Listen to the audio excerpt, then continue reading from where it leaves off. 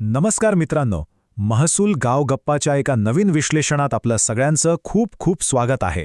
महसूल विभागाचे कायदे तसे थोडे गुंतागुंतीचेच असतात, पण ते एकदम सोप्या भाषेत समजून घेण्यासाठीच तर आपण इथे भेटतो.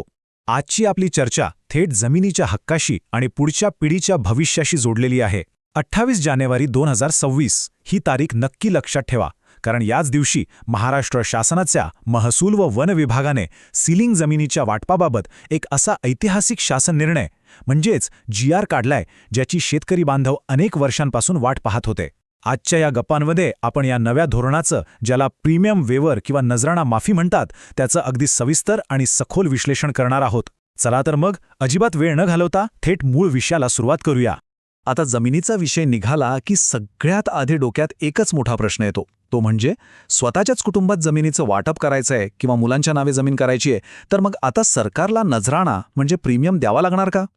अनेक दशकांपासून हा प्रश्न शेतकरी कुटुंबांना सतावतोय. पिढ्यानपिढ्या काबाड कष्ट करून कमवलेली ही जमीन जेव्हा पुढच्या पिढीकडे सोपवण्याची वेळ येते ना, तेव्हा सरकारी नियम आणि त्यासोबत येणारा तो मोठा आर्थिक भुर्दंड यामुळे मोठी चिंता निर्माण होते. पण आजच्या या विश्लेषणातून याच अत्यंत महत्त्वाच्या प्रश्नाचं अतिशय सकारात्मक असं उत्तर आपल्याला मिळणार आहे. तर आजच्या या विश्लेषणाची रूपरेषा कशी असेल ते थोडक्यात बघूया. सगळ्यात आधी आपण समजून घेऊया की सीलिंग जमीन म्हणजे नक्की काय.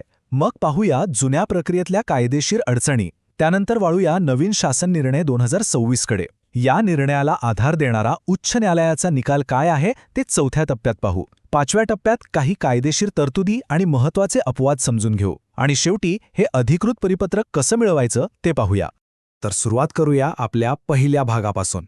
सीलिंग जमीन म्हणजे नक्की काय असतं, कायद्यात याची व्याख्या काय दिलीये ते पाहूया.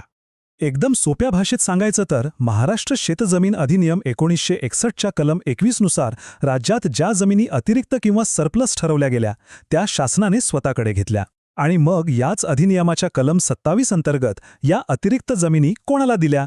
तर जे समाजातील भूमिहीन नागरिक आहेत, आपले माजी सैनिक आहेत किंवा समाजातील दुर्बल घटक आहेत, ज्यांच्याकडे उदरनिर्वाहाचं साधन नव्हतं, अशा लोकांना शासनाने ह्या जमिनी वाटून दिल्या. या जमिनींना आपण सीलिंगची जमीन असं म्हणतो. आता हे मूळ स्वरूप समजलं असेल तर पुढे बघूया की या जमिनीच्या वाटपात नक्की कोणत्या अडचणी येत होत्या. आता वळूया विभाग 2 कडे. जुन्या कायदेशीर अडचणी आणि हस्तांतरणात येणारे प्रशासकीय अडथळे.